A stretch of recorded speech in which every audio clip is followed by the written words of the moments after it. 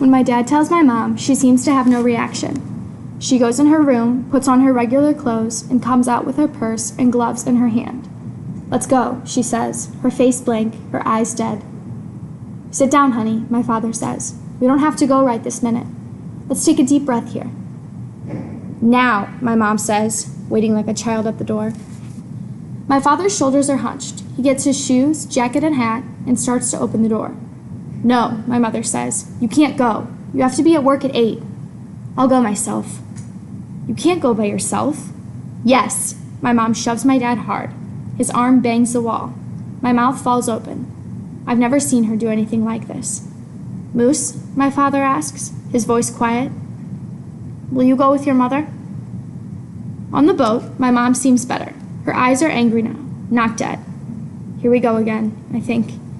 Before the Esther P. Marinoff, the Berryman School was it.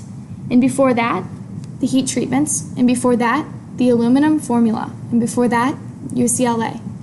At UCLA, they made us cut Natalie's hair, shaved it right off. They tested her like she was some kind of insect. They tested the movement of her eyes, the sensitivity of her ears, the color of her pee. They tested allergies, reflexes, muscle strength, her speech in a dark room, her reaction to Tchaikovsky, the way she ate, burped, blew her nose, and even what she thought, especially what she thought. Nothing about her was private. At home, she'd spent hours in her room, rocking like a boat in a terrible storm. But it was UCLA, my mother would remind us. When she said the name, it had a golden glow. They had promised us a cure, if, a word my mother can't ever seem to hear, Natalie's problem fit the diagnosis they were studying. And so I spent months riding in the rumble seat of my Graham's car to and from Westwood and hours sitting in the waiting room, until the day they let us know their findings. An interesting case, they said, but not what we're looking for. You should consider donating her brain to science when she dies. When she dies, my mother said. She's 10 years old.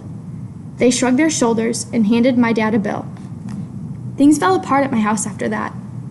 Ants in the sink, fleas in the garbage, cereal for supper, no clean dishes, Natalie in the same dirty dress, the blood of picked scabs on her arm. It was months before my mother left the house again, and that was with my mom's sisters, my Graham and Grandpa, her friends and cousins all around. I don't understand when my mom decided Natalie was going to stay 10, but I think it might have been then. Sitting in Mr. Purdy's office, I imagine punching him in the nose. My arm twitches just thinking about it. "I'm afraid," Mr. Purdy explains when he comes in. "She's more involved than we can handle right now.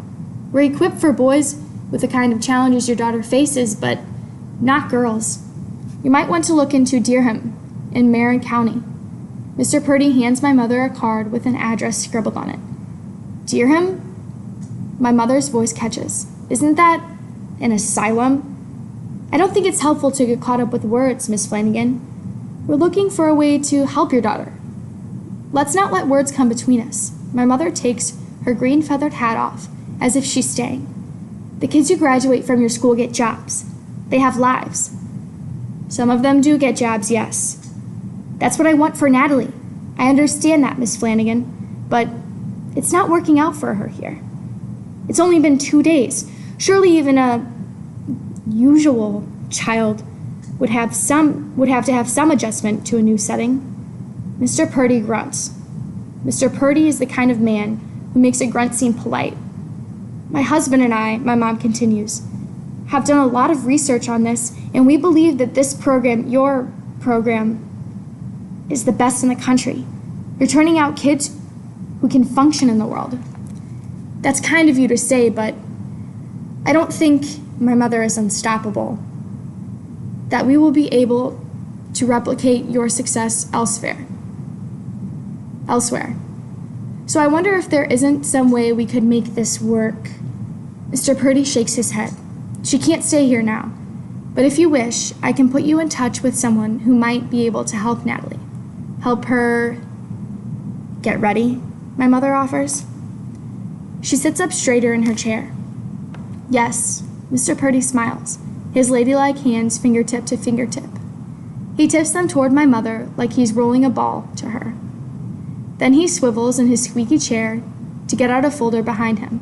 He copies a number down on a slip of paper and hands it to my mother. My mother looks at the page, then folds it close. Mr. Purdy stands up to signal the end of our meeting. I stand up too. My mother does not. Mr. Purdy and I sit down again. I'm proud of my mother for this, proud of her for getting all that she can from this man, but I'm angry too. No matter what this little paper says, my mother will do it.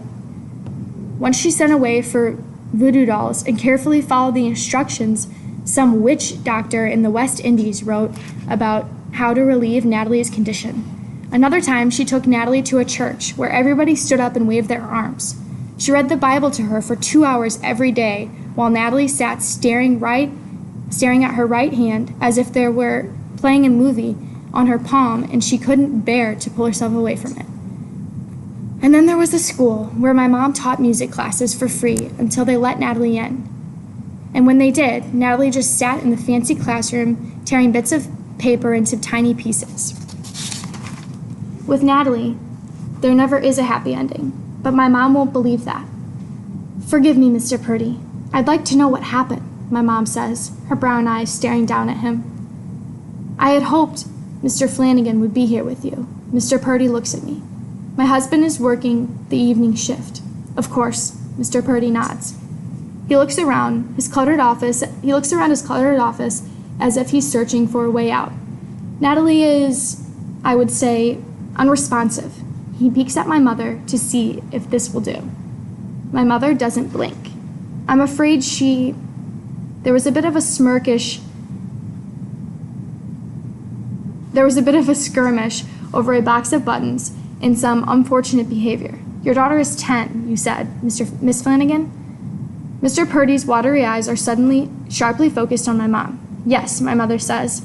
Her white gloved fingers close into a tight fist around the handle of her green pocketbook. She gets up early. She likes to watch the sunrise, I say. Mr. Purdy looks at me, then back at my mom. As you can see, we are located in Presidio Heights. It's a fine residential neighborhood, but perhaps not ideal spot for someone like your daughter. His voice trails off. My mother waits. And although our neighbors are largely encouraging of what we're trying to do here, we must be cautious about taking children who might strain the relationship we've worked so hard to build. Children who are, one might say, overly vocal. She screamed? My mother asked. Yes, she did. For the better part of an hour, I'm afraid, your daughter's voice is quite shrill, and coupled with her early rising habits. But you think this is something that my mother holds up the folded slip of paper. Miss Kelly can help us with? I indeed do, Mr. Purdy says, standing up again. He has his goodbye smile on and is looking at his watch. And why is this different for boys? She asks. The boys' cottage is located in the old maid's quarters, which is farther from the neighborhoods. Mr. Purdy sits down again. He sketches a quick map for us. It looks like a bad pirate's map with X's marked on for the treasure. Did you take her buttons away? I asked. My mom looks at me, then back at Mr. Purdy. We can't have a child who screams like that, who screams like a banshee at 5:15 in the morning in a neighborhood like this. Now, if you'd like to spend some time working with Miss Kelly, there's a good possibility she can help bring this problem under control. I can't promise you, of course, but if Miss Kelly feels that Natalie is ready for our program, we'll consider her application again in May. My mother is up now, offering her hand to Mr. Purdy to shake. Of course, my husband and I appreciate all the help you've given us. In the waiting room, Natalie's legs are open, the way my mother always tells her not to sit. She is seated on a needlepoint brocade chair, and I see, by the way her finger is moving, that she is counting the stitches on the seat. We wait until she finishes the last stitch at the bottom before she starts again with the first stitch at the top. Our timing is perfect. We've had a lot of practice at this, my mother and I. I grab the old brown suitcase that says Natalie Flanagan on all 6 sides, and we hustle Natalie out the door.